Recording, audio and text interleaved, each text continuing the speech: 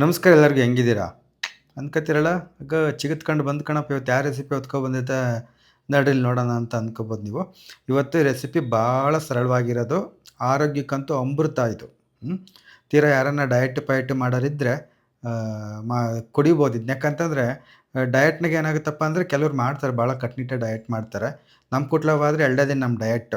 3 ದಿನ ಕಾಲ ತರಿಸ್ಕೆ ನಿಪ್ಪಟ್ಟು, ತಿನ್ನು ಒಬ್ಬಟ್ಟು, ಮಾಡ್ಕೆ ತಾಳಿಪಟ್ಟು ಅಂತೇಳಿ ಆಲೆ ಆದ್ಮೇಲೆ ಯಕ್ಕುಟ್ಟು ಹೋಗ್ಸಿರ್ತೀವಿ. ಅಂಥ ಅಂಥ ಇವು ನಮ್ಮಂಥವಾದ್ರೆ.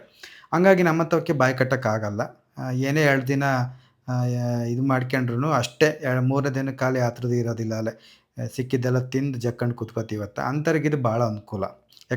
ಯಾಕಂದರೆ ರುಚಿನೂ ಚೆನ್ನಾಗಿರುತ್ತೆ, ಹೊಟ್ಟೆನೂ ದಿಪ್ಪನಾಗಿರುತ್ತೆ.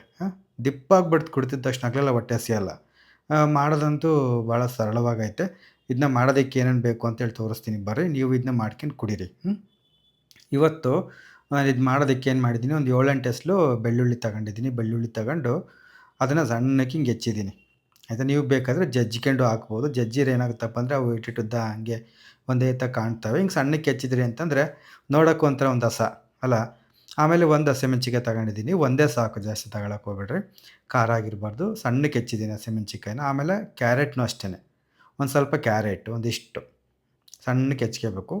ಬೀನ್ಸ್‌ನೂ ಅಷ್ಟೇ ಒಂದು 2, 3 ಬೀನ್ಸ್‌ನ ತೊಳೆದ್ಬಿಟ್ಟು ಸಣ್ಣಕ್ಕೆ ಹೆಚ್ಚಿದ್ದೀನಿ ಹಿಂಗೆ.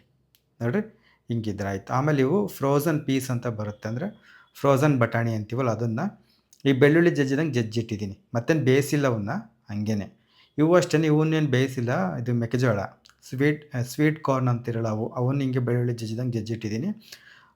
ಇಲ್ಲಿ ಸ್ವಲ್ಪ ಮೆಣಸನ್ನ ದೊರಗೊಬ್ಬರಿಗೆ ಕುಟ್ಟಿ ಪುಡಿ ಮಾಡಿಟ್ಟಿದ್ದೀನಿ. ಒಂದು ಒಳಕ್ಕೆ ನಿಂಬೆಹಣ್ಣು, ಒಂಚೂರು ಕೊತ್ತಂಬರಿ ಸೊಪ್ಪು. ಆಮೇಲೆ ಇಲ್ಲಿ ಒಂದು ಬಟ್ಲಷ್ಟು ರಾಗಿ ಹಿಟ್ಟು ತಗೊಂಡಿದ್ದೀನಿ. ಇದು ಅಷ್ಟೇ ನಾನು ಬಳಸಲ್ಲ. ಒಂದು ಇದ್ರಲ್ಲಿ ಒಂದು 3 ಚಮಚ ತಗೋತೀನಿ. ಅದನ್ನ ರಾಗಿ ಹಿಟ್ಟನ್ನ ಒಂಚೂರು ಹುರಿಬೇಕು. ಹಂಗಾಗಿ ಏನು ಮಾಡಿದ್ದೀನಿ, ಒಂದು ಬಟ್ಲು ತಗೊಂಡಿದ್ದೀನಿ. ತೀರಾ 3 ಚಮಚ ಹುರಿಬೇಕಂತಂದರೆ ಇದಾಗುತ್ತೆ ಅಂತ. ನೋಡಿರಿ, ಇವಾಗ ಏನು ಮಾಡ್ತಾನಂದ್ರೆ ಒಂದು ಬಾಣಲಿ ಇಟ್ಟು ರಾಗಿ ಹಿಟ್ಟನ್ನ ಹುರ್ಕೋಬೇಕು. 3ರಿಂದ 4 ನಿಮಿಷ ಹುರಿದ್ರೆ ಸಾಕು. ಆಮೇಲೆ ನೀವು ಹೋಗಪ್ಪ ಅತ್ತ, ಏನು ನೀನು ಹುರ್ಕೊಂಡು ಅಂತ ಬರ್ತೀನಿ, ನಮ್ಗೆ ಇಲ್ಲಿ ಕೆರ್ಕೊಂಡು ಕುತ್ಕೊಳಕ್ಕೆ ಪುರ್ಸೊತ್ತಿಲ್ಲ, ನೀನು ಹುರ್ಕೊಂಡು ಅಂತ ಬಂದರೆ ಇನ್ನೂ ಅಡುಗೆ ಆಗಿಲ್ಲ ಅಂತೇಳಿ ಬಾಯಿ ತೆರ್ಕೊಂಡು ಬರ್ತಾವೆ ನಮ್ಮ ಮನೇಲಿ. ಇಂಥವೇ ಇದ್ರೆ ಆಚೆ ಕಡೆ ಸರ್ಕೊಂಡು ಹೋಗ್ಬಿಡು ಅಂತ ಅನ್ಬೋದು ನೀವು. ಆದ್ರೆ ಪರವಾಗಿಲ್ಲ. ಒಂಚೂರು ಏನು ಮಾಡ್ತಾರಪ್ಪ ಅಂದರೆ ಹುರಿಯೋದ್ರಿಂದ ರುಚಿ ಚೆನ್ನಾಗಿರುತ್ತೆ. ಅಂಬ್ಲಿ 4, 5 ನಿಮಿಷ ಕುದಿಸೋದ್ಕಿಂತ ಒಂದು 2 ನಿಮಿಷ ಕುದಿಸಿದ್ರೆ ಹಾಗೇ ಹೋಗುತ್ತೆ. ಅಲ್ಲಿ ಜುಗುರಿಸ್ಕೊಂತ ಕುದಿಸೋದ್ಕಿಂತ ಇಲ್ಲೊಂಚೂರು ಹುರ್ಕೊಂಡು ಕುಂತ್ವಿ ಅಂತಂದರೆ ಹಸ ಅಂತೇಳಿ ಹೇಳ್ತಿರೋದು ಅಷ್ಟೇ. ರಾಗಿ ಹಿಟ್ಟನ್ನ ಚೆನ್ನಾಗಿ ಬಿಸಿ ಆಗೋ ತನಕ ಹುರಿದ್ರೆ ಸಾಕು. ಅದ್ರದ್ದು ಹಸಿ ವಾಸನೆ ಹೋಗ್ಬೇಕು. ಅಲ್ಲಿವರೆಗೂ ಹುರ್ಕೊಂಡ್ರಿ ಅಂತಂದರೆ ಅದೇ ಸ ಸಾಕಾಗ್ಬಿಡುತ್ತೆ. ನೀವೇನು ಭಾಳ ಹೊತ್ತು ತನಕ ನಿಂತ್ಕೋಬೇಕು ಅಂತಿಲ್ಲ, ಏನಿಲ್ಲ. ಅಂಬ್ಲಿ ಅಂತೂ ಘನವಾಗಿರುತ್ತೆ. ಹಂಗೆ ಕುಡಿತಿದ್ರಂತೂ ಒಂದು ಕೊಡಪಾನಕ್ಕೊಂದು ಪೈಪ್ ಇಕ್ಕೊಂಡು ಹಂಗೆ ಎಳ್ಕೊಂತ ಕುತ್ಕೊಂಬನೆ ಅಂತ ಅನ್ಸುತ್ತೆ. ಅಷ್ಟು ರುಚಿಯಾಗಿರುತ್ತೆ ಇದಂತೂ ಹೋಗ್ರತ್ತ. ಸುಳ್ಳು ಹೇಳಿದ್ರೆ ನಂಬ್ತೀರ, ಬದ್ದ ಹೇಳಿದ್ರೆ ನಂಬ್ತೀರ. ನೀವೊಂದು ಸತಿ ಮಾಡ್ಕೊಂಡು ನೋಡ್ರಿ, ನೀವೇ ಹೇಳ್ತೀರ. ನಾನಿಲ್ಲಿ ಈ ಚಮಚದಾಗೆ 3 ಚಮಚದಷ್ಟು ಹುರಿದಿರೋ ರಾಗಿ ಹಿಟ್ಟನ್ನ ಒಂದು ಬಟ್ಲಿಗೆ ತಗೋತಾ ಇದ್ದೀನಿ. ಸಾಕು, ಒಂದು 3 ಚಮಚ ಹವಣ ಆಗುತ್ತೆ. ಇದು ಅಡವಾಗುತ್ತೆ. ಆಮೇಲೆ ನೀರು ಹಾಕ್ತೀವಲ್ಲ, ಎಷ್ಟೊಂದು ಹಾಕುತ್ತಂತೆ. ಇವಾಗ ಒಂದು ಬಾಣಲಿ ಇಟ್ಕೊಂಡು ಅದಕ್ಕೆ ಒಂಚೂರು ಎಣ್ಣೆ ಹಾಕ್ರಿ. ನಿಮ್ಮ ಮನೇಲಿ ಯಾವ ಎಣ್ಣೆ ಬಳಸ್ತೀರೋ ಆ ಎಣ್ಣೆ. ನಾನಿಲ್ಲಿ ಕೊಬ್ಬರಿ ಎಣ್ಣೆ ಬಳಸ್ತಾ ಇದ್ದೀನಿ. ಶೀತಕ್ಕೆ ಗಟ್ಟಿಗಾಗುತ್ತೆ. ನಿಮಗೆ ಒಂಚೂರು ಜಾಸ್ತಿ ಅನ್ನಿಸ್ತು ಅನ್ನೋದಾದರೆ ಒಂಚೂರು ಕಡಿಮೆನೇ ಹಾಕ್ಕೊಳ್ರಿ, ಏನು ತೊಂದರೆ ಇಲ್ಲ. ಅದು ನಿಮ್ಮ ಇಚ್ಛೆ. ಎಣ್ಣೆ ಬಿಸಿ ಆಗ್ತಿದ್ದಂಗೆ ಕಾಲನೇ ಇಲ್ಲಿ ನಾನೇನು ಬೆಳ್ಳುಳ್ಳಿನ ಹೆಚ್ಚಿಟ್ಕೊಂಡಿದ್ದೀನಿ ಅವನ್ನು ಇದಕ್ಕೆ ಹಾಕಿ ಒಂದು ನಿಮಿಷ ಸಣ್ಣೂರಿನಲ್ಲೇ ಚೆನ್ನಾಗಿ ಸ್ವಲ್ಪ ಮಾಗಿಸ್ತಾ ಇದ್ದೀನಿ. ಸಾಕು, 1 ನಿಮಿಷ.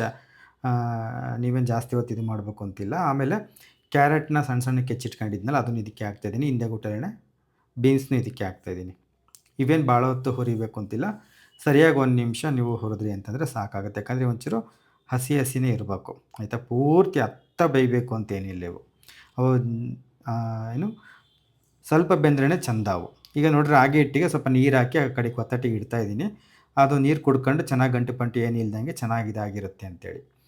ನೋಡಿರಿ, 1 ನಿಮಿಷ ಆದಮೇಲೆ ಇವಾಗ ಇದಕ್ಕೆ ಏನು ಹಾಕ್ತೀನಪ್ಪ ಅಂತಂದರೆ ಇಲ್ಲ, ಇದು ಹಸಿ ಬಟಾಣಿ ಜಜ್ಜಿರವು, ಆಮೇಲಿಂದ ಹಸಿಮೆಣ್ಸಿಕಾಯಿ,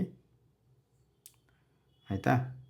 ಆಮೇಲಿಂದ ಇವು ಮೆಕ್ಕೆಜೋಳ ಸ್ವೀಟ್ ಕಾರ್ನ್ ಅವನ್ನು ಜಜ್ಜಿದ್ದೀನಿ. ಇದಕ್ಕೆ ಹಾಕಿ ಚೆನ್ನಾಗಿ ಗೂರಾಡ್ರಿ. ಆಮೇಲೆ ಇದಕ್ಕೊಂಚೂರು ಉಪ್ಪು ಹಾಕ್ಬೇಕು. ಉಪ್ಪು ಹಾಕೋದ್ರಿಂದ ಒಗ್ಗರಣೆ ಉಪ್ಪಿನ ಜೊತೆಗೆ ಬೇಯುತ್ತಲ್ಲ, ಅದು ತಿನ್ಬೇಕಾದ್ರೆ ಚೆನ್ನಾಗಿ ಉಪ್ಪು ಹಿಡ್ದಿರುತ್ತಲ್ಲ, ಚೆನ್ನಾಗಿ ಅನಿಸುತ್ತೆ. ಗೊತ್ತಾಯ್ತಾ. ಉಪ್ಪು ಹಾಕಿ ಚೆನ್ನಾಗಿ ಗೂರಾಡ್ರಿ. ನೋಡಿರಿ, ನಾನು ಕೊಟ್ರೆ ಅಂತ ಕರಿತೀವಿ ನಾವು ಇದಕ್ಕೆ. ರಾಗಿ ಹಿಟ್ಟಿಗೆ ಸ್ವಲ್ಪ ನೀರು ಹಾಕಿ ಕದರ್ತೀವಲ್ಲ ಇದಕ್ಕೆ ಕೊಟ್ರೆ ಅಂತ ಕರಿತೀವಿ. ಆವಾಗಲೇ ನೀರು ಹಾಕಿಟ್ಟಿದ್ದಕ್ಕೆ ಎಲ್ಲ ಕುಡ್ಕೊಂಡು ಗಂಟು ಪಂಟು ಗುಳ್ಳೆ ಬಳ್ಳೆ ಏನೂ ಇಲ್ಲ ನೋಡಿರಿ ಎಂಥ ಚೆನ್ನಾಗೈತೆ. ಎಂಥ ನುಣ್ಣಗೈತೆ ನೋಡಿರಿ. ಆಯಿತಾ? ಆಮೇಲಿಂದ ಇದನ್ನ ಆ ಕಡೆಗೆ ಇಡ್ರಿ. ಇವಾಗ ಇದಕ್ಕೆ ಎಷ್ಟು ನೀರು ಹಾಕ್ಬೇಕಪ್ಪ ಅಂತಂದರೆ ನಿಮಗೆ ಅಳತೆ ಲೆಕ್ಕದಾಗ ಹೇಳ್ಬೇಕು ಅಂತಂದರೆ ನಾನಿಲ್ಲಿ ಒಂದು 1/4 ಲೀಟ್ರ್ ಹಿಡಿಯುತ್ತೆ ಕಪ್ಪು. ಇದ್ರಾಗೆ 2 ಹಾಕಿದ್ದೀನಿ ಅಂತಂದರೆ ಒಂದು ಅರ್ಧ ಲೀಟ್ರ್ ನೀರು ಹಾಕಿದ್ದೀನಿ. ಅರ್ಧ ಲೀಟ್ರ್ ನೀರಿಗೆ 3 ಚಮಚ ರಾಗಿ ಹಿಟ್ಟು ಸರಿ ಆಗುತ್ತೆ. ಇನ್ನೊಂಚೂರು ಉಪ್ಪು ಹಾಕಿದೆ. ಉಪ್ಪು ಒಂಚೂರು ಕಡಿಮೆ ಇರುತ್ತಲ್ಲ ಹಾಗಾಗಿ. ಇವಾಗ ಇದು ಒಂದು ಕುದಿ ಬೀಳ್ತಿದ್ದಂಕಲೇ ನಾವಿಲ್ಲೇನು ಕೊಟ್ರೆ ಕದರಿ ಇಟ್ಕೊಂಡಿದ್ದೀವಿ ಇದನ್ನು ಇದಕ್ಕೆ ಒಯ್ಯಿರಿ. ಗೊತ್ತಾಯ್ತಾ? ಆಮೇಲೆ ಒಂಚೂರು ಹಂಗೆ ಹಿಂದೆ ಗುಟ್ಟೆಲ್ಲ ಗೂರಾಡ್ರಿ ಅದು. ಯಾಕಂದರೆ ಒಂದೇ ತಗೆ ಗಟ್ಟಿಗೆ ಆಗ್ಬಿಟ್ರೆ ಇದಾಗ್ಬಿಡುತ್ತೆ. ಹಂಗೆ ಆಗ್ತಿದ್ದಂಕಲೇ ಚೆನ್ನಾಗಿ ಗೂರಾಡ್ರಿ ಹಿಂಗೆ. ಸಾಕು ಒಂದು ಸತಿ ಗೂರಾಡಿದ್ಮೇಲೆ ಮತ್ತೇನದು ಗಂಟು ಪಂಟು ಏನಾಗಲ್ಲ ಅದು. ಆಯಿತಾ? ಇದನ್ನು ನೀವು ಒಂದು 3 ನಿಮಿಷ ಕುದಿಸ್ಬೇಕು. ಅಂದರೆ ಕುದಿ ಬಿದ್ದ ಮೇಲೆ 3 ನಿಮಿಷ ಕುದಿಸಿದ್ರಿ ಅಂತಂದರೆ ಸಾಕಷ್ಟೇ. ಅದಕ್ಕಿಂತ ಜಾಸ್ತಿ ಕುದಿಸ್ಬೇಕು ಅಂತಿಲ್ಲ ಏನಿಲ್ಲ. ಈಗಿಲ್ಲಿ ದೊರಗಬರ್ಗ ಕುಟ್ಟಿಟ್ಕೊಂಡಿದ್ದೀನಲ್ಲ ಕಾಳು ಮೆಣಸು ಅದನ್ನು ಇದಕ್ಕೆ ಹಾಕ್ತಾಯಿದ್ದೀನಿ. ಭಾಳ ಚೆನ್ನಾಗಿರುತ್ತೆ ಇದಂತೂ. ಇವಾಗ ಒಂಚೂರು ಉಪ್ಪು ನೋಡ್ಕೊಳ್ರಿ. ಕಡಿಮೆ ಇತ್ತು ಅಂದರೆ ಇನ್ನೊಂಚೂರು ಉಪ್ಪು ಹಾಕ್ಕೊಳ್ರಿ. ಅಳತೆ ಕಪ್ ಇದೆ ನೀರು ಹಾಕಿದ್ದು. ಗೊತ್ತಾಯ್ತಾ? ಇವಾಗ ನೋಡಿರಿ ಈ ಥರ ಒಂದು 2 ನಿಮಿಷ ಕುದ್ರೆ ಸಾಕು. ಆಮೇಲೆ ಸ್ಟವ್ ಆಫ್ ಮಾಡಿ ನಿಂಬೆ ಹುಳಿ ನಿಮ್ಗೆ ಎಷ್ಟು ಬೇಕೋ ಅಷ್ಟು ಹಾಕ್ಕೊಳ್ರಿ. ನೋಡ್ಕೊಂಡು ಹಾಕ್ಕೊಳ್ರಿ. ರುಚಿ ನೋಡಿ ಹುಳಿ ನೀವು ಎಷ್ಟು ತಿಂತೀರೋ ಅದ್ರ ಮೇಲೆ ಅದು ನೀವು ಹುಳಿ ಹಿಂಡ್ರಿ. ಚೆನ್ನಾಗಿ ಗೂರಾಡ್ರಿ. ಆಮೇಲಿಂದ ಕೊತ್ತಂಬರಿ ಸೊಪ್ಪು ಉದುರಿಸ್ರಿ. ಸಾಕು. ನಾನೀಗ ಸ್ಟವ್ ಆಫ್ ಮಾಡಿದ್ದೀನಿ. ಮತ್ತೆ ನೀವು ನಿಂಬೆ ಹುಳಿ ಹಾಕಿದ ಮೇಲೆ ಕುದಿಸ್ಬೇಕು ಅಂತ ಇಲ್ಲ. ಸರಿ ಇಷ್ಟೇ ನೋಡಿರಿ. ರಾಗಿ ಅಂಬಲಿ, ರಾಗಿ ಸೂಪು, ರಾಗಿ ಮಾಲ್ಟು ಎಲ್ಲ ರೆಡಿ ಆಯಿತು. ಸರಿ ಆಯಿತು. ಟಾಟಾ, ಬೈ ಬಾಯ್.